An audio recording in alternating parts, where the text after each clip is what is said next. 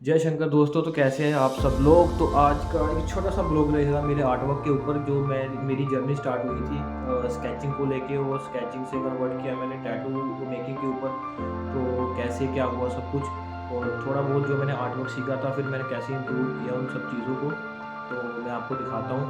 तो ज़्यादा वीडियो लंबी नहीं करता मैं, तो आपको फटाफट से मैं अपना आर्ट वर्क दिखाता हूँ। तो चलिए दोस्तों, ये रही मेरी फर्स्ट ड्राइंग जो स्कूल मेट की है, और है भी ये स्कूल के टाइम की ही है।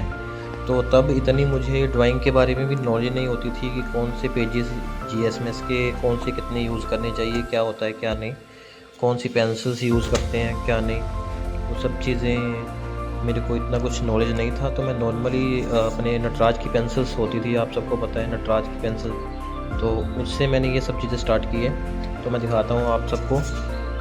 तो तब मैंने ये छोटे छोटे पोर्ट्रेट से स्टार्ट किया हुआ था। तो जैसे सेलिब्रिटीज़ होते थे ना, उनके मैं या कोई मुझे रैंडमली कह देता था, इंस्टाग्राम पे डीएम कर देता था कि मेरी फ़ोटोज़ बना दो, है ना, ऐसे करके मैं बना के दे देता था। और बनाता भी मैं फ्री ऑफ कॉस्ट था। वो इसलिए फ्री ऑफ कॉस्ट क्योंकि मेरे को एक रहता था कि यार मैं बना पाऊँगा कि नहीं बना पाऊँगा, और अगर बना के मैं उसे दूँगा तो कितना कुछ हो जाएगा। मेन बात इसमें ये थी कि मैं अपने आप को इम्प्रूव कर सकता हूँ, मतलब इम्प्रूव करूँगा। तो इसलिए मैं जब कोई, मतलब ऐसे तो मुझे नॉर्मली बनाने का दिल नहीं करता था, पर जब कोई बोल देता था ना, तो अब अपना बेस्ट देने का, मैं बेस्ट देने की कोशिश करता था कि हाँ मैं कुछ बना के मतलब दिखाऊं लोगों को, तो अच्छा लगता नहीं लगता। जैसे निज़ामुद्दीन, और स्टार्टिंग के दौरान, हाँ 2-3 साल पहले, ये जो आप पहचानते होंगे शायद इनको, कैम्स है टैटू आर्टिस्ट इंडस्ट्री में, काफ़ी अच्छा नाम है इनका। तो तब मैंने जब टैटू की जर्नी स्टार्ट करनी थी, तो मैंने इनकी फ़ोटो बनाई थी, उनको टैग भी किया था, इन्होंने मुझे रिप्लाई भी किया हुआ था। तो मैंने इनको बोला था सर मैं टैटू का ऐसे काम सीखने जा रहा हूँ, तो आपकी ब्लेसिंग चाहिए। तो इन्होंने मुझे रिप्लाई भी किया था, मुझे याद है अभी भी। और यहाँ पे मैंने लिखा हुआ है फेवरेट करके।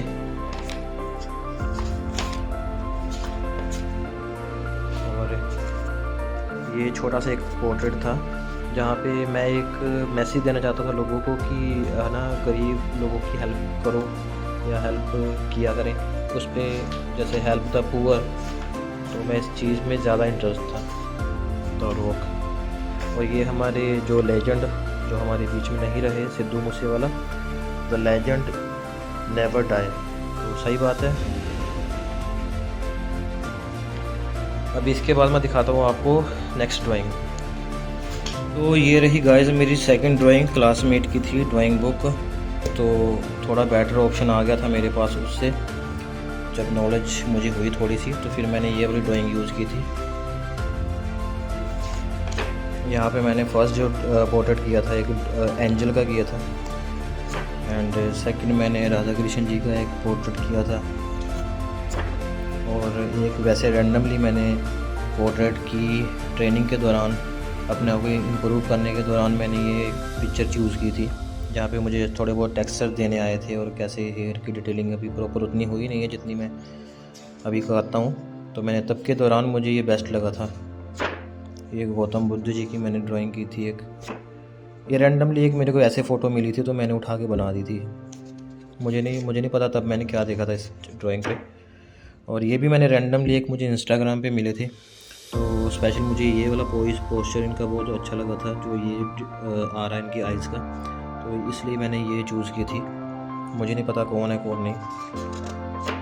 और ये एक सेलिब्रिटी हैं, यूएसए से हैं, तो इन्होंने मुझे डीएम किया था कि मेरी पोर्ट्रेट बनाई, है ना, बनाएं। तो फिर मैंने इनको टैग भी किया था बना के, इन्होंने मुझे रिप्लाई भी किया था, है ना, आप साइड में जैसे देख सकते हो इंस्टाग्राम पे।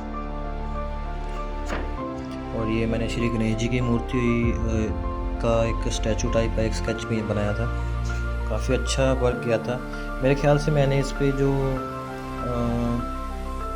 स्टेडलर की पेंसिल्स यूज़ की थी मेरे ख्याल से। और मैंने एक ये बनाया था, काफ़ी अच्छा वर्क किया था इस पे भी। बाकी तो ड्राइंग मोस्टली खाली है ये वाली। तो मैं आपको दिखाता हूँ तीसरी ड्राइंग। तीसरी ड्राइंग पे गाइस मैं थोड़े बड़े साइज़ पे आ गया था, A3 शीट थी ये। और तब मुझे पता चला था कि एसिड पेपर के बारे में क्या होता है, एसिड मतलब फ्री एसिड पेपर क्या होता है, और GSMS क्या होता है और साइज़ के अकॉर्डिंग, है ना, ये सब चीज़ें मुझे पता चली थी। तो फिर मैंने ये वाली ड्राइंग डॉम्स की चूज़ की थी। इस पर मैं दिखाता हूँ आपको मैंने क्या क्या पोर्ट्रेट्स बनाए हुए हैं। ये मेरा वर्क नहीं है, ये एक लाइक अपने घर से किसी बच्चे का वर्क है। और ये एक मैं महाकाल की स्केचिंग तैयार कर रहा था, तो थोड़ा सा वक्त स्टार्ट हुआ था, बाकी बीच में रह गया था, पता नहीं किसी कारण, मुझे याद भी नहीं है। तो इसे भी जल्दी कंप्लीट करूँगा मैं। और ये मैंने बनाया था एक पोर्ट्रेट, और इस पर डेट भी दी हुई है मैंने 5/4/2022। काफ़ी अच्छा सुंदर लग गया था ये भी। और एक मैंने ये पोर्ट्रेट किया था।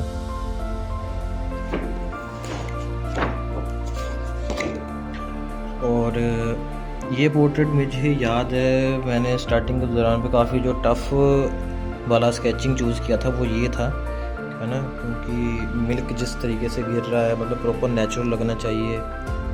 तो उस तरीके से फिर मैंने ये पोर्ट्रेट चूज़ किया था। काफ़ी अच्छा लगा था सबको ये मेरा वर्क, और काफ़ी टाइम भी लगा था मेरे को इसको। और ये वाला जो पोर्ट्रेट है ये स्पेशल आप मेरे को बताइए कि ये किसका पोर्ट्रेट लग रहा है, गौर से देख लो। आप मेरे को बताओ कि आपको ये किसका पोर्ट्रेट लग रहा है, क्योंकि मैंने बहुत ही डिटेल के हिसाब से बनाई है। तो आप मेरे को बताओ कि आपको किसकी पिक लग रही है ये, और ये भी बताओ कि किसकी पिक लग रही है। ये मैंने एडिट किया हुआ है, लाइन को ऐड किया हुआ है, तो आप बताना है कि ये कौन है। उसके बाद मैंने ये एक कलर पेंसिल्स का स्केच चूज़ किया था, जिस पे मैंने मेसी किया हुआ था। मेरे जो क्योंकि मैं फ़ुटबॉल लवर हूँ, तो मैं तो मेसी को चूज़ करता हूँ किसी भी मैच में। तो मुझे मेसी अच्छे लगते हैं, मैं मेसी लवर हूँ और मेसी फ़ैन हूँ, तो मैंने इसलिए बनाई थी ये फ़ोटो।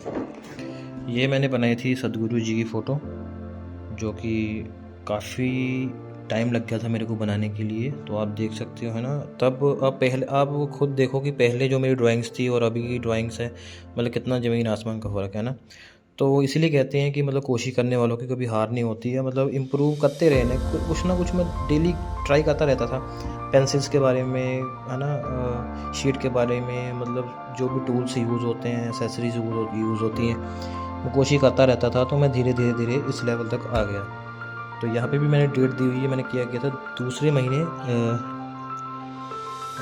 2 तारीख 5वें महीने 2022 को किया था ये मैंने।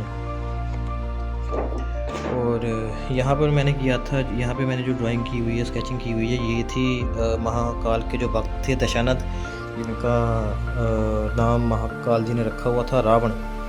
तो उस दौरान की है। और ये पिक्चर मेरे ख्याल से उस दौरान की मैंने बनाई है कि जब दशानंद जी ने महादेव को, या तीनों लोगों के जो स्वामी बैठे हुए हैं, सृष्टि को संभाल रहे हैं, तो उनको प्रभावित करने के लिए जब उन्होंने कुछ बीना लेके, है ना, आपको अपने हाथ को काट के उनकी बीना बना के कुछ गाया था महाकाल जी के लिए, तो उस दौरान की है।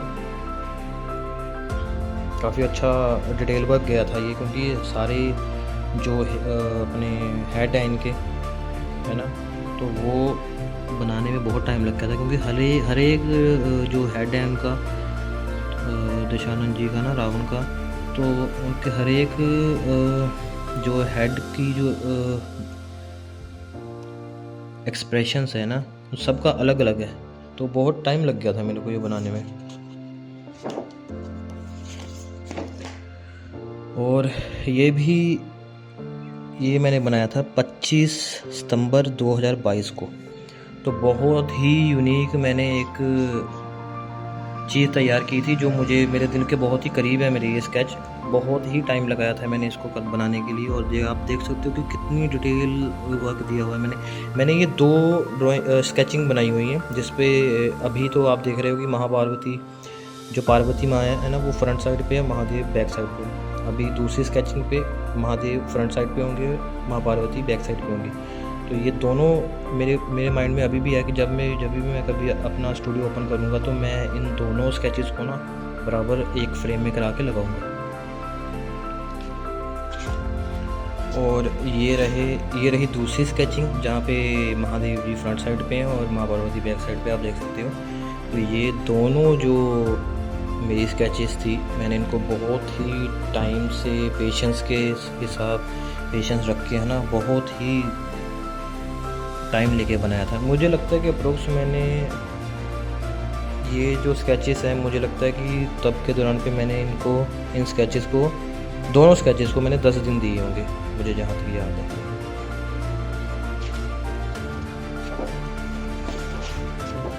तो बाकी ये ड्राइंग जो अभी मोस्टली खाली ही पड़ी है, तो क्योंकि टाइम नहीं मिला, बीच में काफ़ी कुछ ऐसा हो गया, काम के दौरान पे बाहर निकलना पड़ा, तो ये सब चीज़ें मुझे फिर बंद करनी पड़ी। अभी फिर से स्टार्ट करेंगे, देखते हैं। तो अभी मैं दिखाता हूँ इसके बाद की अपनी चौथी स्केचेस। इस चौथी ड्राइंग मेरी स्टार्ट होती है एकेडमिया की ड्राइंग से, जो स्केच ड्राइंग है। और मोस्टली पहले जो मैं A4 साइज लेता था ना, तो उसके बाद मैंने चूज़ की थी एकेडमिया की A4 शीट की 200 GSMS की, जिस पे 15 शीट्स थे, है ना। तो ये ड्राइंग्स मैं दिखाता हूँ आपको। ये मुझे एक एरो से लगी हुई बटरफ्लाई का स्केच मिला था, बहुत ही सुंदर वर्क था। तो अभी मैं इसको करूँगा। तो आप ये देखिए कि एक ये शायर हैं, पाकिस्तान के हैं, तो मुझे बहुत अच्छे लगते हैं इनके जो भी शायरी होती हैं। तो मैंने इनको टैग भी किया था, मेरी इंस्टाग्राम प्रोफाइल पे भी इनको टैग किया हुआ, आपको रील्स मिल जाएंगी। तो बहुत ही अच्छा वर्क गया था ये भी। उसके बाद ये भी एक शायर है ना, तो इनको भी मैंने टैग किया था, और इनके साथ अभी भी मेरी वीडियो पड़ी हुई है कोलैब के साथ मेरी इंस्टाग्राम आईडी पे। उसके बाद मैंने कुछ एक मीनिंगफुल स्केचेस बनाने की कोशिश की थी, जिस पे आप देख सकते हो। अब हर एक मीनिंग मैं आपको बता नहीं सकता, क्योंकि वीडियो काफ़ी लंबी हो जाएगी। आप खुद ही समझ जाओगे वीडियोस को देखते हुए कि मैं क्या बनाने की कोशिश कर रहा था और क्या मैसेज था मेरा, है ना, तो किसी स्केचिंग के पीछे मेरा क्या मैसेज था। ये भी एक बहुत ही मैसेजफुल स्केचेस है। एंड ये मैंने एक करैक्टर चूज़ किया था जो नार्निया मूवी में है, मुझे नाम तो नहीं याद है अभी भी प्रॉपरली, और ये मैंने बनाने की कोशिश की थी। और ये मेड्यूसा, जो मेरे हाथ पे भी मेड्यूसा का टैटू है, आप देख सकते हो। तो मेड्यूसा मैंने बनाई थी, पर ये काफ़ी पुरानी स्केचेस है। ये स्केचेस नहीं है, कुछ और है ये कुछ किसी और ड्राइंग का पेज है ये, जो यहाँ पर आ गया है। और ये मैंने एक और रावण की फ़ोटो स्केचेस की थी, जहाँ पे श्री राम जी है ना खड़े हुए हैं। तो ये बनाई हुई थी मैंने 16/11/2022 को, और देख सकते हो बहुत ही शानदार वर्क गया था ये। और ये मैंने एक, फिर आप पहले मेसी का है ना वर्क देखा होगा आपने, जो कलरफुल पेंसिल के हिसाब से किया था। और आप आइज़ को देख सकते हो, कितनी 3D लुक दे रही है यार, रियलिस्टिक लग रही है। आप खुद देखो, आप कंपेयर करो पहले से वर्क से और इस वर्क से, पहले के वर्क को इस वर्क से कंपेयर करो आप। और यहाँ एक मैंने ये खुद की बनाई थी, जहाँ पे मैंने खुद की फ़ोटो थोड़ी एडिट की हुई थी किसी तरीके से। तो ये बनाने की कोशिश की थी मैंने, कुछ अपनी लुक इस तरीके से दिया हुआ था, काफ़ी अच्छा वर्क गया था ये भी। और ये जो मैंने स्केचेस की हुई है, इसको मैंने सीरियसली बोल रहा हूँ, बहुत ज़्यादा टाइम लगा था, क्योंकि आप देख सकते हो हेयर की डिटेलिंग, और जिस तरीके से आप क्लोजली थोड़ा करता हूँ आपको तब दिखाई देगा कि कितनी डिटेलिंग दी थी मैंने इस स्केचेस में। बहुत ही मीनिंगफुल, एक स्टोरीफुल, है ना। ये एक स्केच मैंने तैयार की थी, मतलब जिस किसी को भी समझ आनी होगी वो तो आ ही जाएगी एक ही नज़र में, है ना। तो आप देख सकते हो। बाकी आप बताना मेरे को हर एक फ़ोटो के मतलब पीछे क्या स्टोरी है, क्या नहीं, आपको क्या समझ आता है क्या नहीं। और ये भी मैंने एक स्केच रेडी की थी, बहुत ही डिटेल वर्क था, बहुत ही डिटेल वर्क मैंने बनाई स्केचेस। ये सारी स्केचेस मेरे दिल के बहुत ही करीब है, क्योंकि मैं इनको बहुत ही अच्छे तरीके से संभाल के रखता हूँ अभी भी। और जब भी मेरा स्टूडियो ओपन होगा कभी भी, क्योंकि अभी तो इतनी औकात है नहीं, तो जब होगी तब स्टूडियो ओपन होगा तो ये स्केचेस ज़रूर लगेंगे वहाँ पर। ये स्केच एक मैं रेडी कर रहा हूँ, है ना, श्री राम जी, लक्ष्मण जी और हनुमान जी के साथ ये मैं रेडी कर रहा था, बीच में रह गया था वर्क, इसको भी कंप्लीट करेंगे काफ़ी जल्द। और कुछ वर्क मैंने रखे हुए हैं जो अभी भी बाकी हैं, तो ये भी वर्क है वो पड़ा हुआ, इनको भी कंप्लीट करूँगा। तो ये थी मेरी चौथी ड्राइंग। अब मैं दिखाता हूँ आपको पांचवी ड्राइंग नहीं होगी, बट मैं दिखाता हूँ कि वो क्या चीज़ है। तो ये रही मेरा पांचवा आर्ट वर्क, जहाँ पे मैंने किया हुआ है शीट्स के ऊपर। और ये शीट्स आई थिंक एकेडमिया की या ब्रूस्टो की ही मैंने यूज़ की थी, जो कि 2 से 250 अराउंड GSMS के अराउंड में ये मैंने शीट ली हुई थी। तो इस पे मैं दिखाता हूँ आपको क्या बनाया था। ये मैं एक समुराई मास्क एक थीम बना रहा था, जो बीच में रह गया था वर्क। तो ये कुछ वर्क मैं 3 सेम है, बट 3 मैं ऐसे ड्राइंग्स स्केचेस तैयार कर रहा था जो अलग अलग एंगल से। तो आपको शायद इस तरीके से समझ आ गया होगा जब, है ना। तो मैं इस तरीके से, क्योंकि जो भी मैंने थोड़ा जब मैं बेटर हुआ तो मैंने इसी सोच में बनाया कि मैं जब भी स्टूडियो ओपन करूँगा तो मैं उस स्टूडियो में इस तरीके से, है ना, अपने ये स्केचेस लगाऊंगा। तो ये फर्स्ट मैंने ये बनाया था समुराई का मास्क। आप देख सकते हो कितना सुंदर वर्क गया था ये, है ना। उसके बाद सेकंड मैंने ये चूज़ किया था, इस लेफ़्ट साइड जहाँ पे इनका फेस रोटेट है, और ये है राइट साइड पे। आप देख सकते हो कि कितना सुंदर वर्क है ये भी। उसके बाद मैंने कुछ लेजेंड्स की जो मुझे पसंद हैं, मैंने उनकी स्केचेस की हुई थी। जैसे ये मैंने बनाया था, माइकल जैक्सन की स्केचिंग की हुई थी। तो आप देख सकते हो कितना खूबसूरत बनाया हुआ है ये भी। एंड उनके बाद मैंने